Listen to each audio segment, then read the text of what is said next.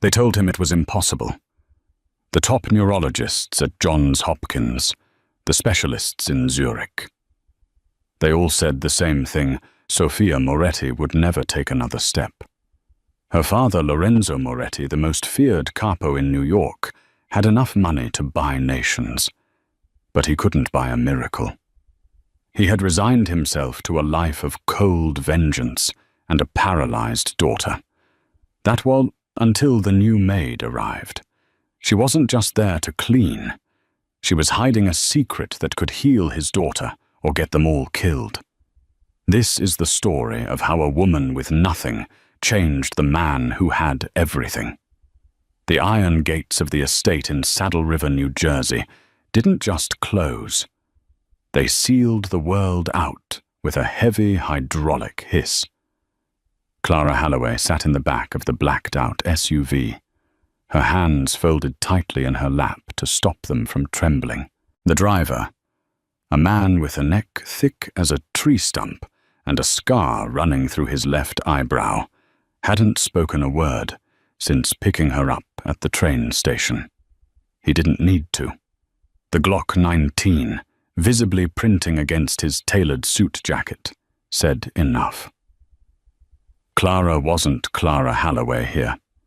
On the paperwork provided by the staffing agency, she was Clara Hayes, a woman with a clean background, a GED, and zero connections to the medical world. If these men knew who she really was, or rather what she used to be before the scandal at Mount Sinai Hospital destroyed her life, she wouldn't be getting a job. She'd be getting a shallow grave. "We're here," the driver grunted. The mansion was less of a home and more of a fortress. Victorian architecture, reinforced with bulletproof glass and surveillance cameras that pivoted like predatory birds. This was the home of Lorenzo Enzo Moretti. The press called him a logistics consultant. The FBI called him the head of the Moretti crime family. Clara was ushered through the service entrance, past a security checkpoint that rivaled the TSA, and into a library that smelled of old leather and stale cigar smoke. "Mr. Moretti will see you now." Lorenzo Moretti was standing by the window, his back to her. He was taller than she expected, wearing a charcoal three-piece suit that cost more than her father's house. When he turned, the air in the room seemed to drop 10 degrees. He was devastatingly handsome in a sharp, brutal way, dark eyes that assessed threats in microseconds, a jawline tense with perpetual aggression. "You're the new help," Enzo said. It wasn't a question. His voice was a low baritone, rough like gravel. "Yes, sir. Clara Hayes." Enzo walked toward her, stopping just inside her personal space.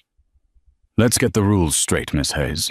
You clean, you serve meals, you do the laundry, you do not speak to my associates, you do not answer the front door, and most importantly," he paused, his eyes narrowing, "you do not bother my daughter with fairy tales. Sophia is 7 years old. She is paralyzed from the waist down. That is her reality. If I catch you trying to give her hope or suggesting religious miracles, you will be out on the street before you can blink. Do you understand?" "I understand, sir," Clara said, keeping her voice steady despite the rapid thumping of her heart. "Good. Mrs. Rossi will show you to your quarters." For the first 3 days, Clara was invisible. She scrubbed marble floors until her knees bruised and polished silver, until her reflection looked back at her, distorted and tired. She learned the rhythm of the house. The guards changed shifts at 6 a.m. and 6 p.m. Enzo left at 8 a.m. in an armored Mercedes S-Class and returned at irregular hours, often smelling of gunpowder or bourbon. And Sophia was a ghost. The 7-year-old girl spent her days in the sunroom, strapped into a high-end Permobil power wheelchair. She was beautiful with her father's dark curls and her mother's tragic wide eyes. But she was withering away. She barely ate. She didn't speak. She just stared at the garden she couldn't walk in. On the fourth day, Clara was dusting the bookshelves in the sunroom, while Sophia sat motionless. The girl's nurse, a severe woman named Nurse Ratched. No Nurse Clien, was on her phone loudly complaining about her boyfriend, completely ignoring the child. "Yeah, I know," Clien said into her phone, turning her back to Sophia. "It's boring as hell. The kid is a vegetable. Just sits there." Clara's grip tightened on her duster. Vegetable. The medical term was offensive, inaccurate, and cruel. Clara watched Sophia. The girl's hand was resting on the armrest of the chair. A butterfly, a monarch, landed on the glass of the window. Sophia's eyes tracked it. As the butterfly fluttered upward, Clara saw it a tiny microscopic twitch in Sophia's right calf muscle. It was faint. To a layperson, it was nothing. But Clara wasn't a layperson. Before she was a maid, she was Dr. Clara Halloway, a rising star in pediatric neurorehabilitation. She had spent 10 years studying the plasticity of the spinal cord. That twitch wasn't a spasm. It was intention. The nerve pathways weren't dead. They were dormant. Clara froze. The doctors had declared it a complete T10 spinal severance, irreversible. But a complete severance didn't twitch in reaction to visual stimuli. This was a misdiagnosis. Or worse, negligence. Nurse Clien hung up the phone and sighed. "All right, Sophia. Time for your meds." She grabbed a bottle of baclofen, a heavy muscle relaxer. "Wait." Clara said the word escaping her mouth before she could stop it. Nurse Clien turned sneering. "Excuse me." The maid speaks. "Should she be taking that much baclofen in the middle of the day?" Clara asked, lowering her head submissively. "It makes her so drowsy she can't eat her lunch." "I don't remember asking for your opinion," Clien snapped. "Stick to the dust bunnies, sweetie. Leave the medicine to the professionals." Clien shoved the pill into Sophia's mouth and forced her to swallow water.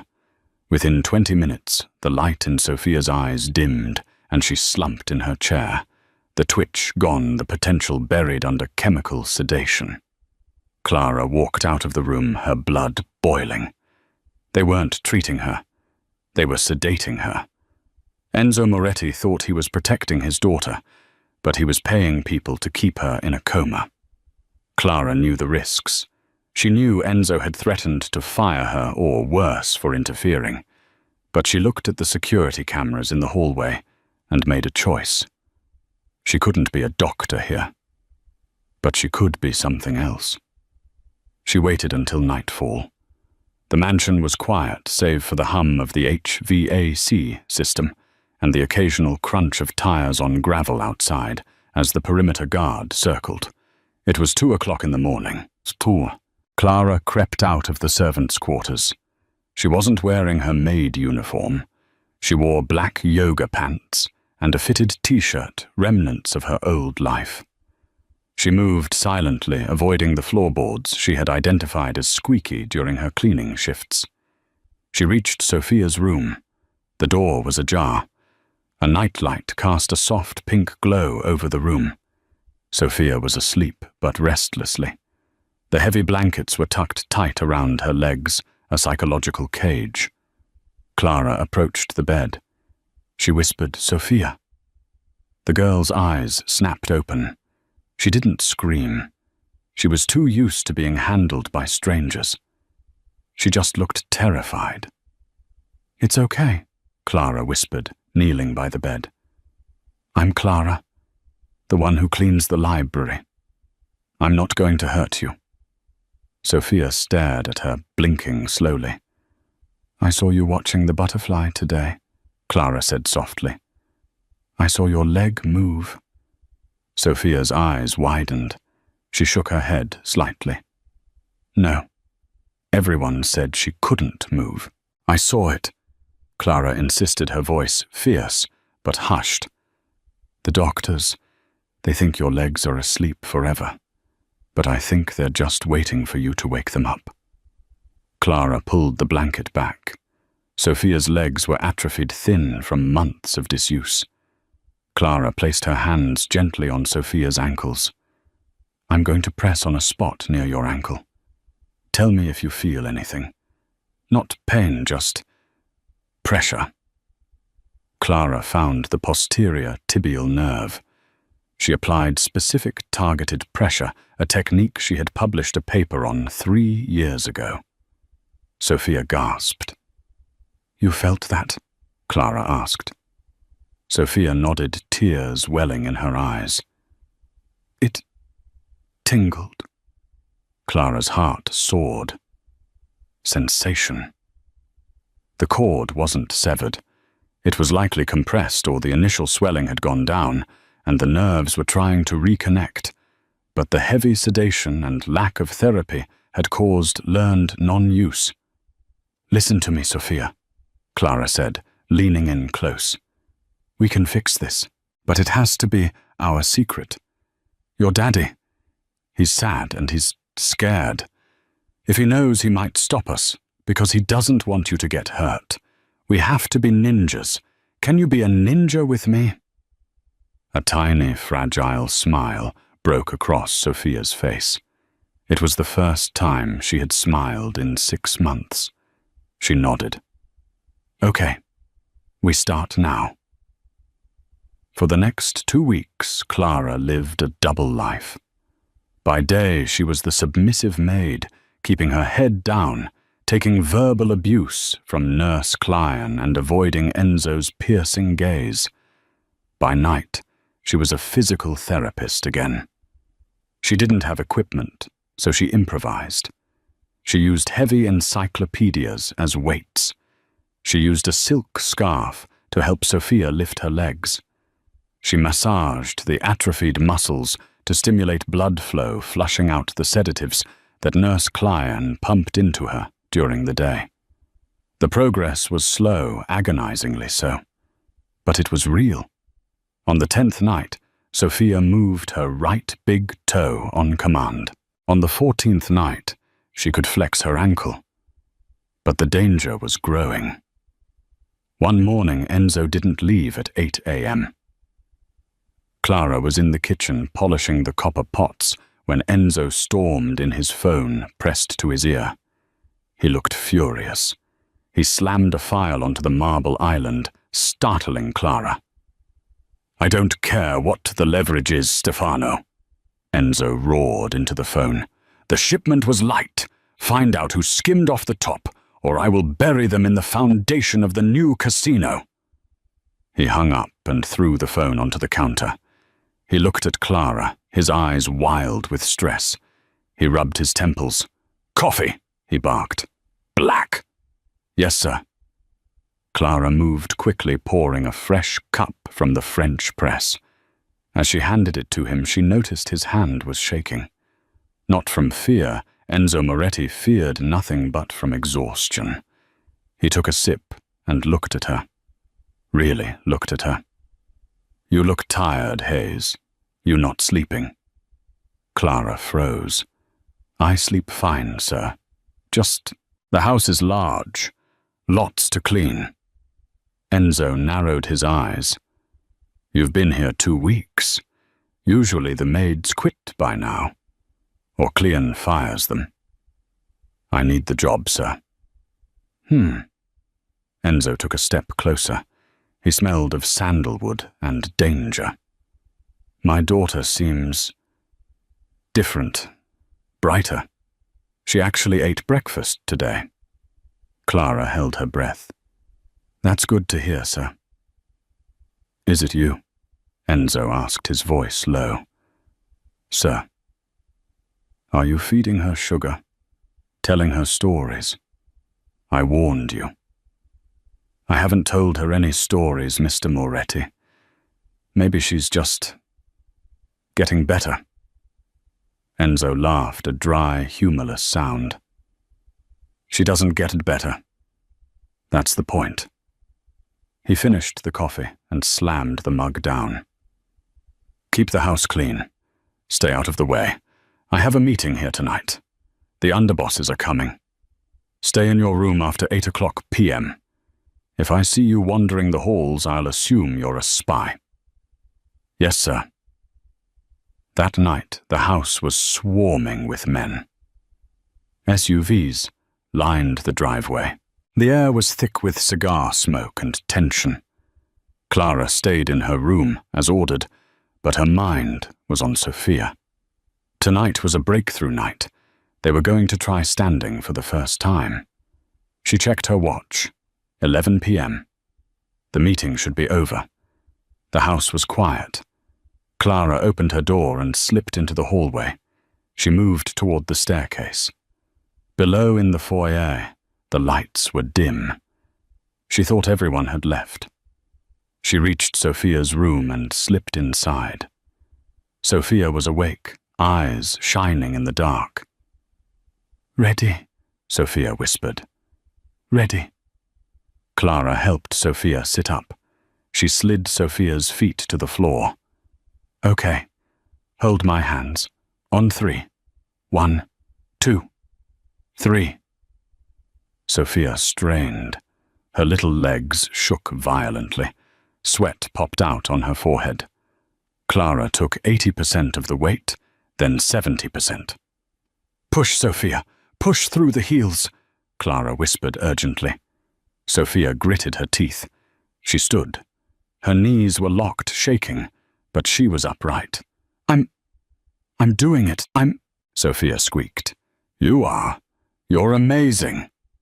Suddenly, the door handle turned. Clara gasped and shoved Sophia back onto the bed, throwing the covers over her just as the door swung open. The hallway light flooded the room. A silhouette stood in the doorway. It wasn't a nurse. It wasn't a guard. It was Enzo, and he was holding a gun. "Get away from my daughter," he snarled, raising the weapon. Clara threw her hands up, placing her body between the gun and the child. "Mr. Moretti, please, it's not what you think." "I told you," Enzo said, his voice shaking with rage. He stepped into the room. The silencer pointed directly at Clara's chest. "I told you what happens to people who disobey me. Who sent you the Russos?" "The FBI. No one, I'm helping her." "Liar," Enzo cocked the hammer. "You're hurting her. You're disturbing her peace." "Daddy, no!" Sophia screamed. Enzo's eyes flicked to the bed. "Sophia, close your eyes." "No, Daddy, look." Sophia threw the covers off. Before Clara could stop her, Sophia swung her legs over the side of the bed. "Sophia, don't," Clara cried. She wasn't strong enough yet to do it alone. But adrenaline is a powerful drug. Sophia planted her feet on the hardwood floor. She grabbed the nightstand for balance. Her legs wobbled, knees knocking together. Enzo froze. The gun lowered slightly, his mouth parting in shock. Sophia gritted her teeth, looked her father in the eye, and pushed. She rose. She stood there unsupported for 3 seconds, swaying like a sapling in a storm. I can walk, Daddy," she whispered. Then her knees buckled. Clara lunged forward and caught her before she hit the floor, cradling the child in her arms. Silence. Absolute, suffocating silence. Enzo dropped the gun. It hit the floor with a heavy thud. He fell to his knees, crawling across the room until he was right in front of them. He reached out a shaking hand, touching Sophia's leg, then her face. "Sophia." He choked out, tears streaming down his face, the first tears he had shed since his wife died. He looked up at Clara. The rage was gone, replaced by a confusion so deep it looked like pain. "Who are you?" Clara held Sophia tight, looking back at the most dangerous man in New York. "My name isn't Clara Hayes," she said softly, "and we need to talk." The silence in the bedroom was broken only by the heavy, shuddering breaths of Lorenzo Moretti. He was still on his knees, staring at his daughter's legs as if they were holy relics. "Get up," Enzo said finally. His voice was devoid of emotion, terrifyingly flat. He stood up, wiping his face with the back of his hand, instantly composing himself back into the cold, untouchable dawn. He pointed the gun at the floor, but he didn't put it away. "Sophia, go to sleep. We will talk in the morning." "But Daddy—" "Sleep. Now!" He turned to Clara. "Library. Move!" Clara followed him. Her legs felt like lead. She knew she had just saved his daughter. But she also knew men like Enzo didn't like surprises, and they didn't like liars. In the library, Enzo poured 2 fingers of amber liquid into a crystal glass. He didn't offer her any. He sat behind his massive mahogany desk, placing the gun atop a stack of files. "Start talking," he said. "And if I detect a single lie, you won't leave this room." Clara took a deep breath. She straightened her spine. She wasn't a maid anymore. "My name is Dr. Clara Holloway. Until 8 months ago, I was the chief of pediatric neurosurgery at Mount Sinai." Enzo's eyes flickered. He recognized the name. Holloway. The Angel of Death scandal. Clara flinched. The media had been cruel. "That's what the tabloids called me. I performed a high-risk spinal reconstruction on the son of Senator Sterling. The surgery was a success. But 2 days later, the boy died of an embolism. The toxicology report showed a lethal dose of heparin in his system." "You overdosed a senator's son?" Enzo asked, raising an eyebrow. "I didn't," Clara said, her voice shaking with suppressed rage. "I prescribed the correct dosage. Someone changed the charts. Someone swapped the IV bags. I tried to prove it, but the hospital needed a scapegoat to avoid a lawsuit from the senator. They fired me. They stripped my license. The medical board blacklisted me. I lost my home, my savings, my reputation. No one would hire me. So, I became Clara Hayes." Enzo studied her. He was a human lie detector, a man who survived by reading micro-expressions. He saw the pain in her eyes, but more importantly, he saw the conviction. "Why are you here?" he asked. "Why my house?" "I needed a job where no one would look for Dr. Holloway. And when I saw Sophia, when I saw her chart..." Clara stepped forward, her fear replaced by professional indignation. "Mr. Moretti, your daughter's spinal cord was not severed. It was bruised. She suffered from spinal shock, followed by severe atrophy. But the doctor you hired, Dr. Ahris, and that nurse, Klein, what about them?" Enzo's voice dropped an octave. "They have been keeping her sedated. The baclofen dosage was 3 times the recommended limit for a child her weight. They weren't treating her. They were keeping her quiet so they could collect a paycheck without doing any work. It is medical malpractice, and frankly, it borders on torture." Enzo went very still. The temperature in the room seemed to plummet. He picked up his phone. He dialed a number. "Luca," Enzo said into the phone. "Bring Nurse Klein to the basement. Do not let her leave the property. And find Dr. Ahris. I don't care if he's in the Hamptons. Bring him to me." He hung up. He looked at Clara. "You say you can make her walk." "I can't promise a marathon," Clara said honestly. But she stood up tonight, with aggressive physical therapy, hydrotherapy, and the removal of those sedatives. Yes, she can walk. Enzo stood up. He walked around the desk and stopped in front of her. For the first time, he didn't look at her like a servant. He looked at her like an asset. "You are no longer the maid," Enzo declared. "You are Sophia's private physician. You will have whatever equipment you need. You will have a budget. You will move into the guest suite next to Sophia's room." "Thank you, Mr. Moretti." "Don't thank me yet," Enzo said, his eyes dark. "Because if you fail, or if I find out you had anything to do with that senator's son dying, I will make your life very short. We have a deal." Clara looked at the gun on the desk, then at the man who would do anything for his daughter. "We have a deal." 3 months passed. The transformation of the Moretti estate was absolute. The sunroom, once a place of stagnant depression, had been converted into a state-of-the-art rehabilitation center. Parallel bars, resistance bands, and a heated hydrotherapy pool had been installed. Sophia Moretti was a fighter. Freed from the chemical fog of the sedatives, her personality exploded. She was sassy, brilliant, and stubborn, just like her father. "Come on! Sophia, pick up the knees!" Clara shouted, clapping her hands.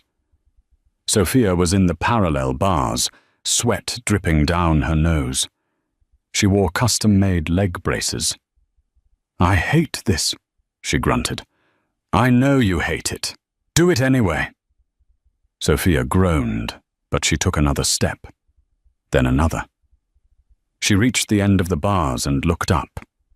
Enzo was standing in the doorway. He had come home early. He leaned against the doorframe watching them. The hard lines of his face had softened over the last few months. He wasn't wearing his suit jacket, and his tie was loosened. "Good form," Enzo said. Sophia beamed. "Daddy, did you see I did 10 laps?" "I saw," Enzo said, walking over. He kissed the top of her head.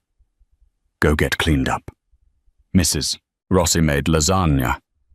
As Sophia was wheeled away by a new, much kinder nurse named Beatrice, Enzo turned to Clara. "You look tired," he said. It was the same thing he had said months ago, but the tone was different. It wasn't an accusation. It was concern. "It's a good tired," Clara said, wiping her forehead with a towel. She felt self-conscious. She was wearing yoga pants and a tank top, her hair in a messy bun. Enzo looked like a GQ model, even after a day of running a criminal empire. "Join me for a drink?" Enzo asked. It was the first time he had invited her to spend time with him outside of discussing Sophia's medical charts. They sat on the terrace overlooking the expansive gardens. The sun was setting, painting the sky in violent shades of purple and orange. Enzo poured her a glass of vintage Barolo. "I looked into your case," Enzo said, suddenly. Clara froze her glass halfway to her mouth. "My case. Senator Sterling's son. I have friends in the digital forensics world." Enzo swirled his wine. "They found the deleted logs from the hospital server. The orders to change the medication didn't come from your terminal. They came from the hospital administrator's override code." Clara felt the tears prick her eyes.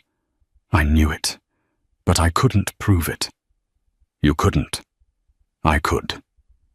Enzo took a sip.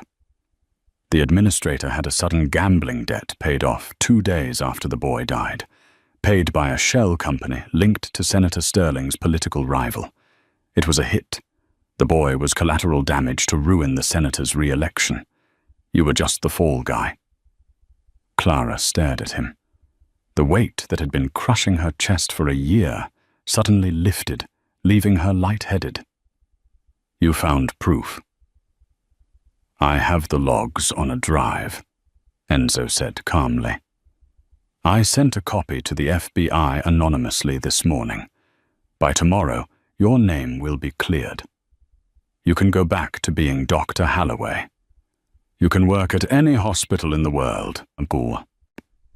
Clara looked at him.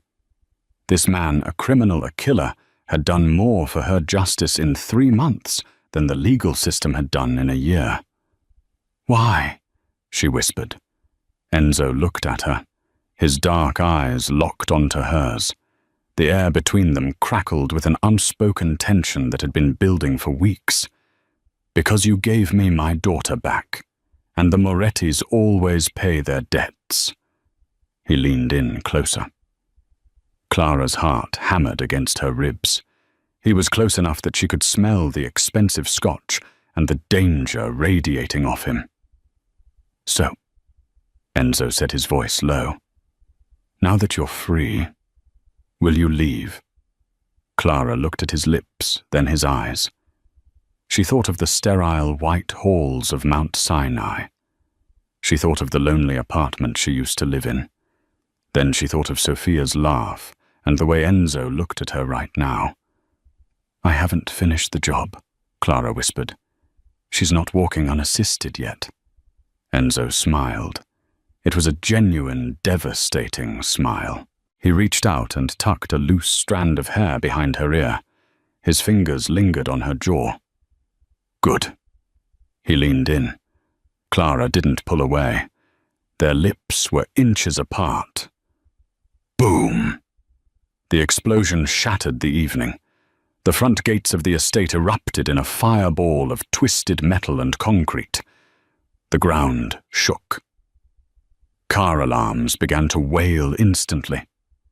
Enzo was moving before Clara even registered the sound. He tackled her, throwing them both to the stone floor of the terrace, shielding her body with his. Stay down, he roared. Gunfire erupted from the tree line surrounding the estate. Automatic weapons. Enzo pulled his handgun from his waistband. He was never without it. He crawled toward the edge of the terrace, firing blindly into the darkness to provide cover. Sophia! Clara screamed, scrambling to get up. She's in the house. Stay here, Enzo commanded. No.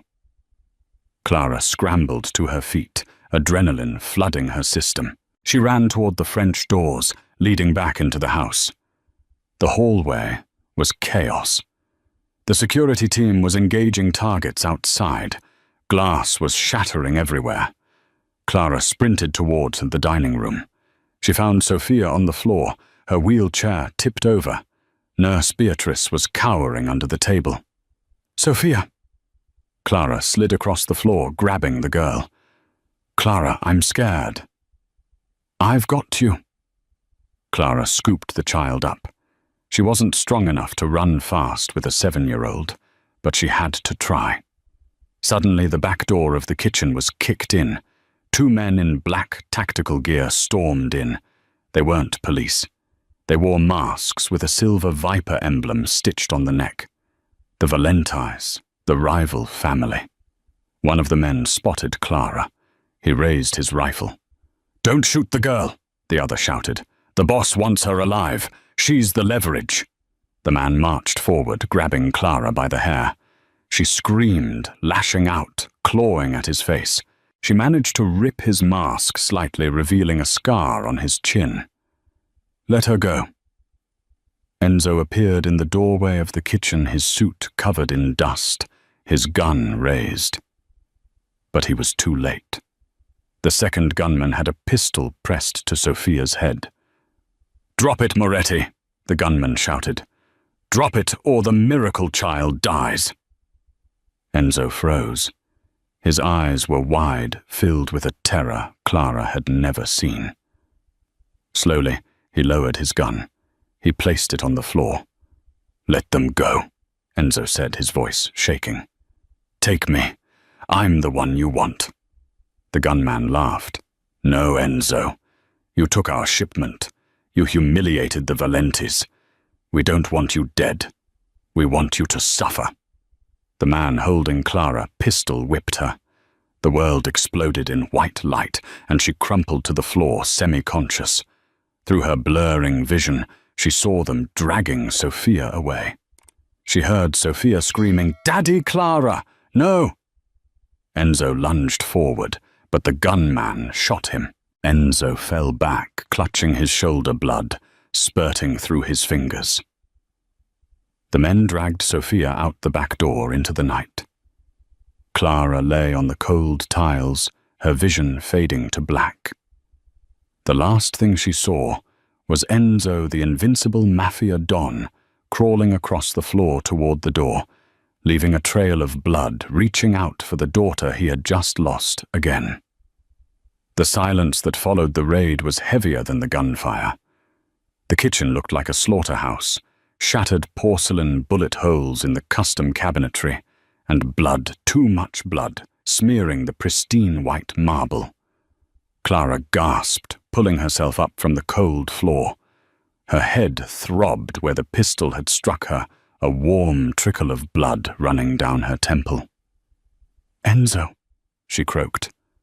Enzo Moretti was propped up against the refrigerator, his face the color of ash. His left hand was clamped tight over his right shoulder, blood seeping through his fingers in a steady, dark rhythm. "Go!" Enzo wheezed, his teeth gritted in agony. Call the capos. Tell them. Code red." Clara didn't call anyone. She scrambled over to him, her medical training overriding her terror. She peeled his hand away. The bullet had passed through the deltoid, missing the bone, but nicking the artery. It was a through and through, but he was losing blood fast. "We need an ambulance," Clara said, pressing her palm against the wound. "No hospitals," Enzo snarled, grabbing her wrist with surprising strength. "Police. Questions. Child Services takes Sophia. No. You'll bleed out. Then fix it." Enzo stared at her, his eyes burning with a feverish intensity. "You're a surgeon. Fix me, then we get her back." Clara looked at the wound, then at the man. He was right. If they went public, the Valentis would kill Sophia to eliminate the witness. They were on their own. "I need your med kit from the gym," Clara ordered, her voice hardening. "And vodka. And a sewing kit."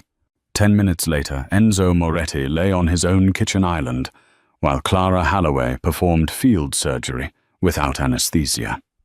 She poured the high-proof vodka over the wound to sterilize it. Enzo didn't scream. He just bit down on a leather belt until his jaw popped. Clara's hands, usually steady for delicate spinal work, were slick with sweat. She used a pair of sterilized tweezers to remove debris, then threaded a needle. "Talk to me," Clara said, piercing his skin. "Keep yourself conscious." Enzo hissed through his teeth. The alarm didn't go off. The perimeter sensors were dead. "What does that mean?" Clara tied off the first suture. "It means someone turned them off. Someone inside. Who has access? Only 3 people. Me, you." Enzo's eyes fluttered, then focused. "And Luca." Clara froze. Luca, the head of security. The man who had driven her to the house on her first day. The man who had smiled at Sophia just yesterday. "Luca was guarding the back gate," Clara whispered. "That's where they came in." "He sold us," Enzo spat. 10 years. He sold my daughter for cash." Clara finished the last stitch. She bandaged the wound tightly with compression tape. "You've lost a liter of blood. You need fluids. You can't fight." Enzo sat up, swaying dangerously. He grabbed the counter to steady himself. "I don't need blood. I need a gun." He stumbled toward the hidden panel in the pantry, punching in a code. The wall slid open to reveal an armory that would make a SWAT team jealous. Enzo grabbed a fresh shirt, wincing as he pulled it over his bandages, then strapped on a tactical vest. He loaded a Sig Sauer P226 and handed a smaller Glock 43 to Clara. "Do you know how to use this?" Clara looked at the heavy metal object. "I heal people. I don't shoot them. Tonight you might have to do both." Enzo checked the slide. "Luca has a tracker in his car. Standard protocol for my lieutenants. I just pulled the log. He's at the desolate shipping yards in Newark. Section 4. "That's Valenti territory," Clara said. "Yes, it's where they kill people, where no one can hear the screams." Enzo walked toward the garage. He looked back at her. "Stay here, Clara.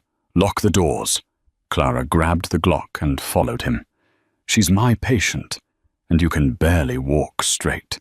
You drive, I'll keep you awake." "But I am coming." Enzo looked at her for a long second. He saw the fire in her eyes, the same fire that had made her defy him to heal his daughter. He nodded once. "Get in the car." The Newark shipping yards were a graveyard of rusted metal and industrial decay. The fog rolled in off the bay, thick and smelling of salt and diesel. Enzo parked the black SUV a half-mile away, under the shadow of a crane. The loss of blood was catching up to him. His skin was clammy, and his movements were a fraction of a second too slow.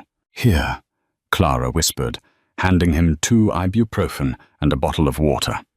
"It's not much, but it will help the fever." Enzo swallowed them dry. "There, the warehouse with the yellow light." They moved through the shadows, avoiding the floodlights. Clara's heart hammered against her ribs like a trapped bird. She was a doctor from the Upper East Side. She shouldn't be creeping through a mafia kill zone with a gun in her pocket. But every time she wanted to turn back, she remembered Sophia's terrified scream. They reached the side door of the warehouse. Enzo bypassed the electronic lock with a decoder device he pulled from his vest. The lock clicked green. They slipped inside. The warehouse was cavernous, stacked high with shipping crates. In the center, under a ring of harsh halogen lights, was a clearing. There, tied to a wooden chair, was Sophia. She was crying silently, her head bowed. Standing over her was Marco Valenti, the head of the rival family. He was a small, rat-faced man in an expensive suit. Next to him stood Luca the traitor, looking nervous. "Stop crying," Valenti shouted, slapping the back of Sophia's head. Clara lunged forward, but Enzo's arm shot out, pinning her to the wall. "Wait," he mouthed. "When is he coming?" Valenti asked Luca. "You said he'd come for the girl." "He's bleeding out, boss," Luca said, checking his watch. "I saw the hit. Shoulder shot, arterial spray. He's probably dead in his kitchen by now." "If he's dead, the girl is useless," Valenti sneered. "We kill her, send the body to the commission and claim the Moretti territory." "No," Sophia sobbed. "My daddy isn't dead. He's going to get you." "Your daddy is worm food, little girl." Valenti pulled a revolver from his jacket. He pointed it at Sophia. Enzo didn't wait. He stepped out from behind the crates 20 yards away.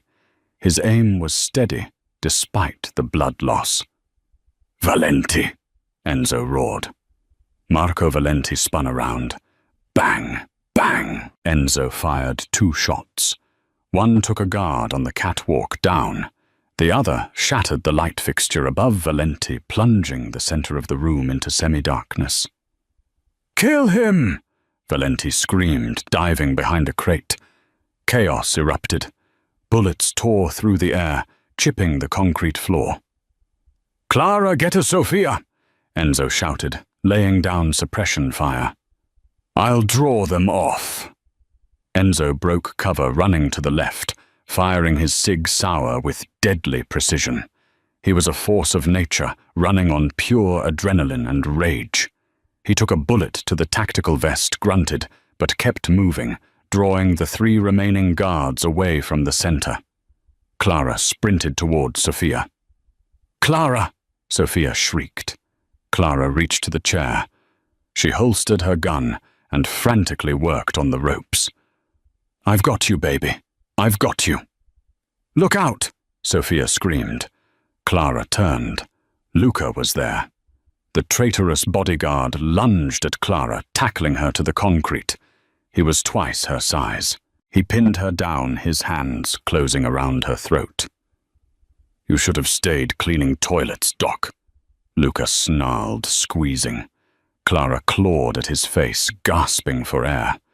Black spots danced in her vision. She couldn't breathe.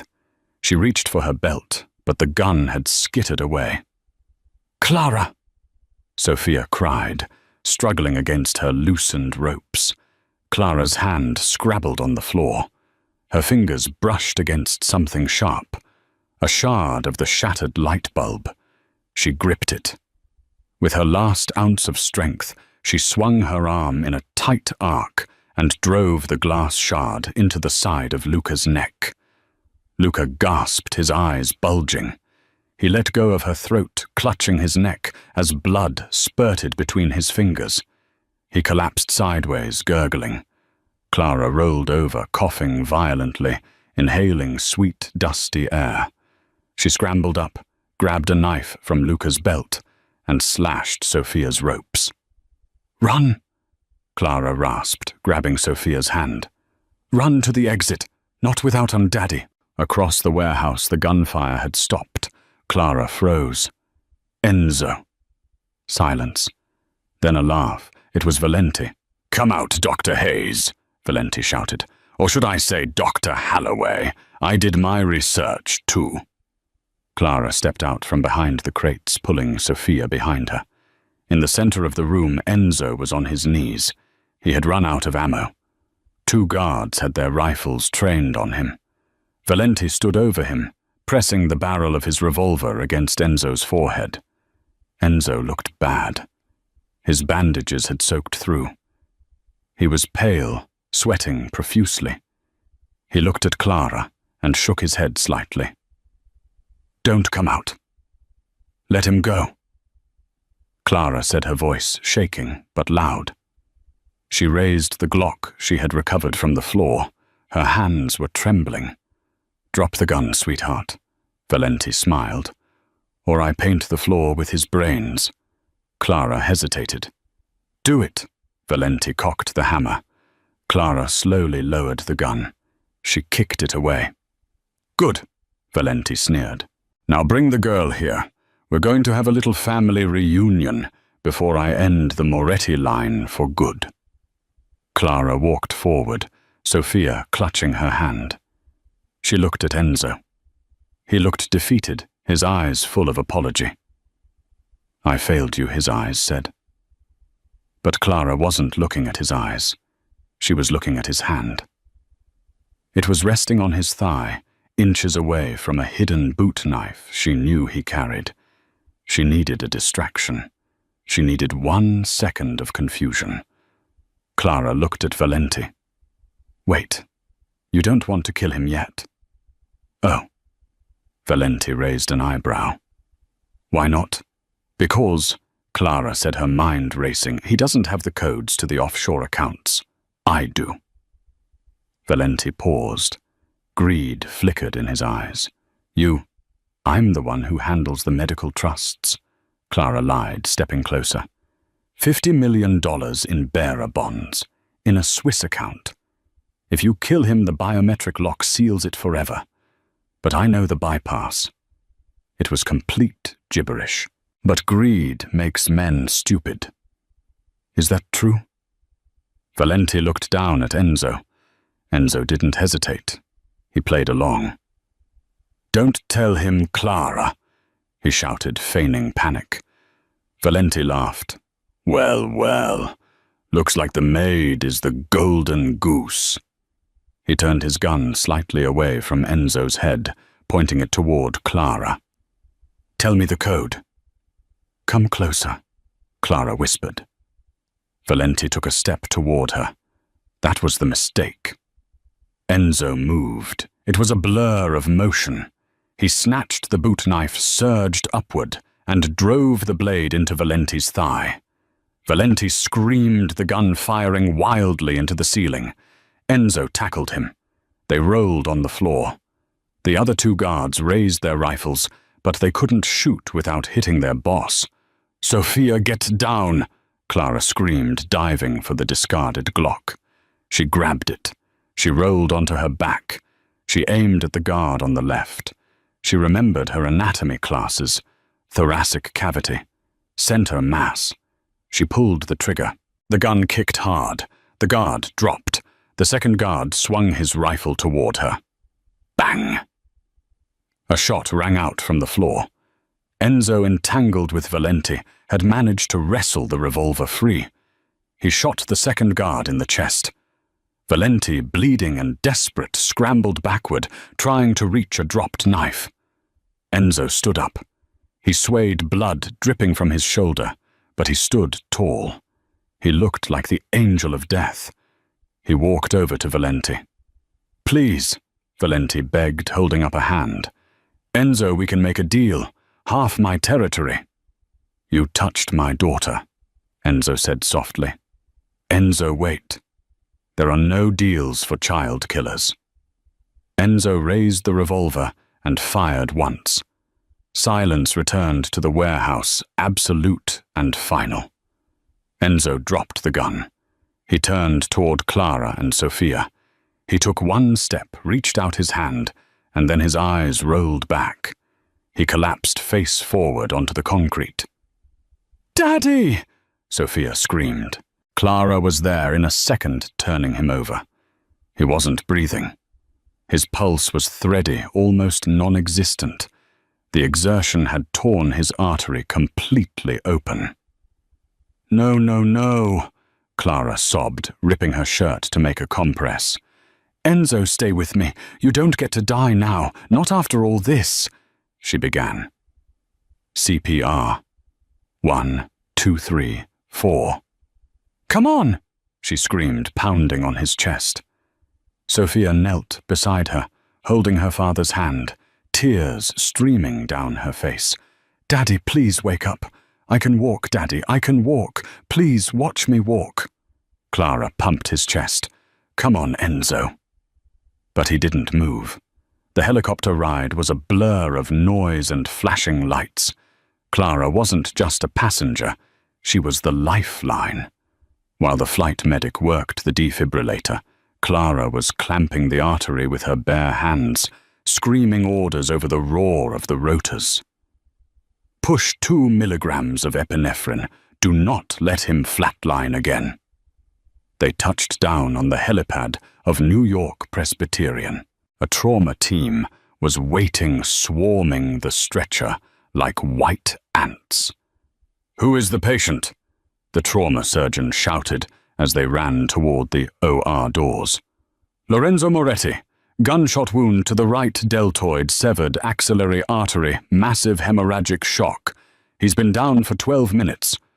Clara rattled off the stats with the precision of a machine. Though her hands were shaking so hard, she could barely let go of the gurney. "We got it from here, doctor," the surgeon said, recognizing the authority in her voice, even through her torn, blood-stained clothes. The doors swung shut, sealing Enzo away.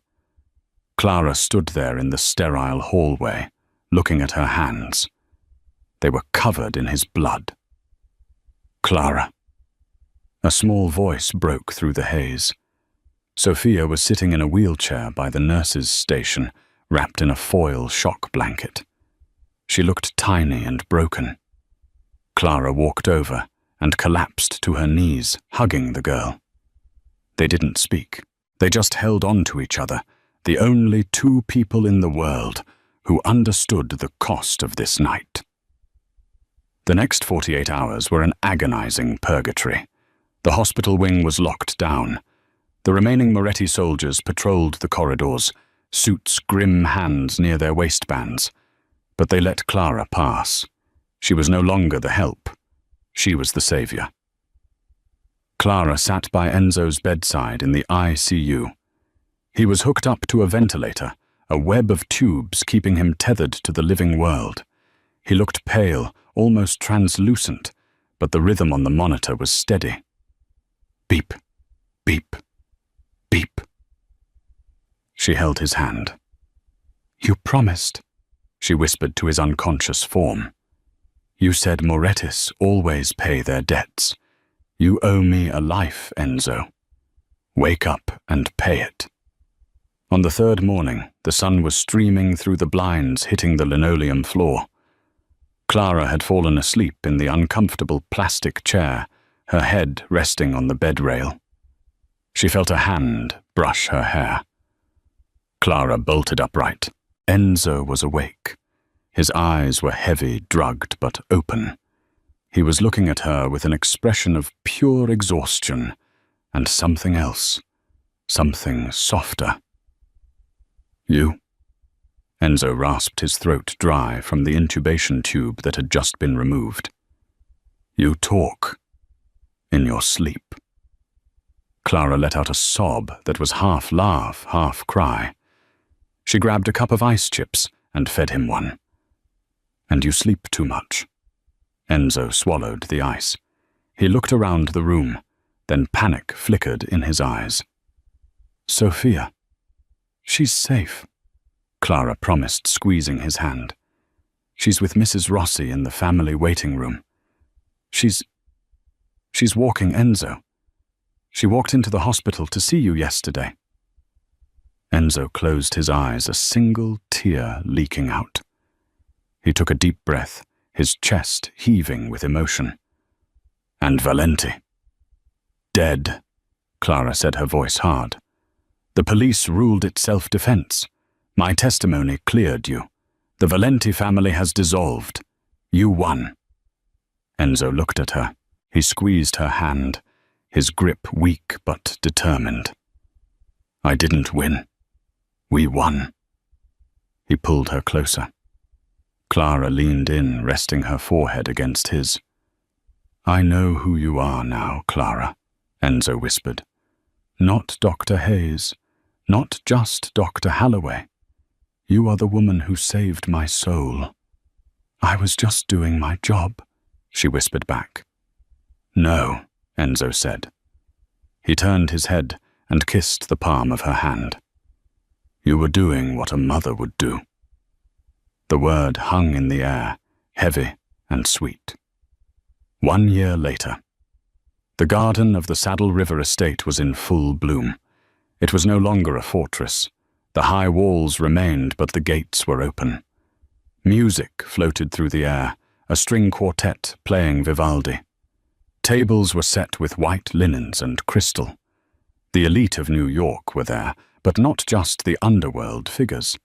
Doctors, politicians, and neighbors mingled with the men in sharp suits. Clara stood on the terrace, smoothing the skirt of her silk dress. It was ivory simple, but elegant.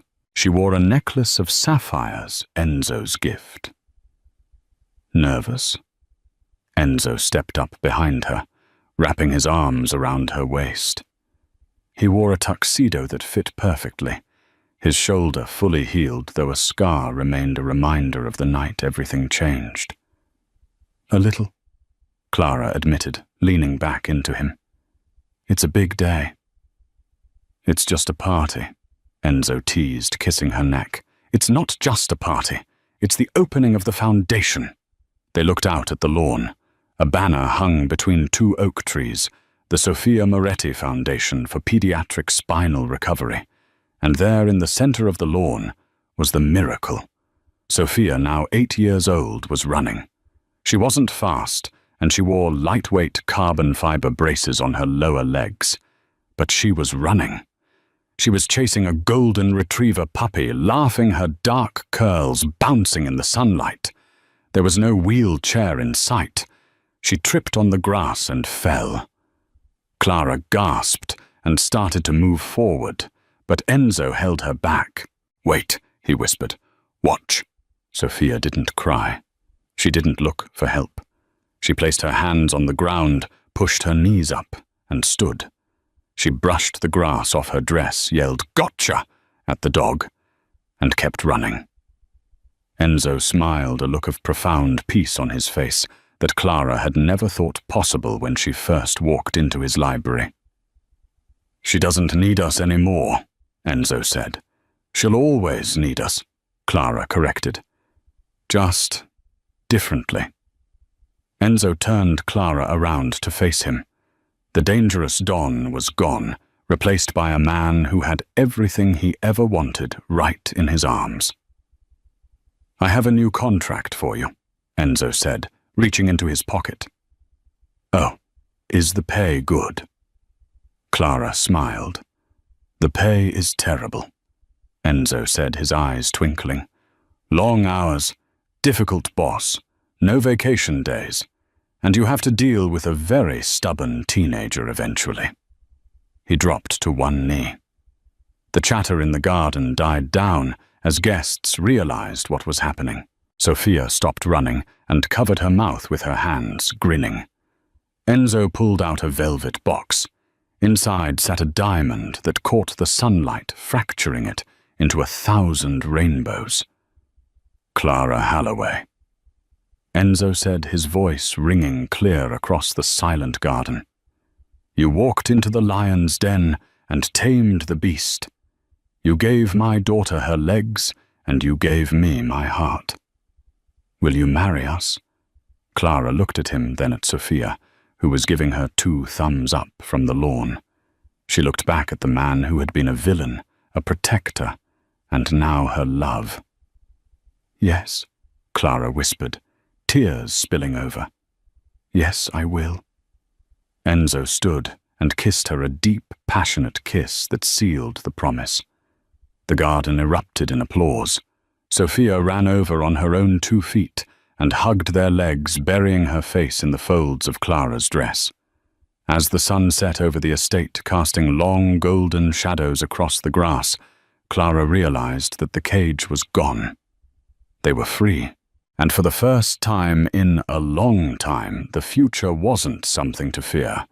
It was something to run toward, and that is the incredible story of The Silent Step.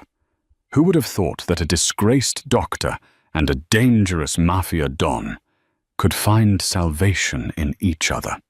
It just goes to show that sometimes the people who are broken are the best at fixing each other. What did you think of Enzo's transformation? Do you think he deserved a second chance after his life of crime? Let me know in the comments below. I read every single one. If you enjoyed this story, please smash that like button. It really helps the channel. And if you want more dramatic romances and twisted thrillers, hit subscribe and ring the bell so you never miss a story. Thanks for watching, and I'll see you in the next video.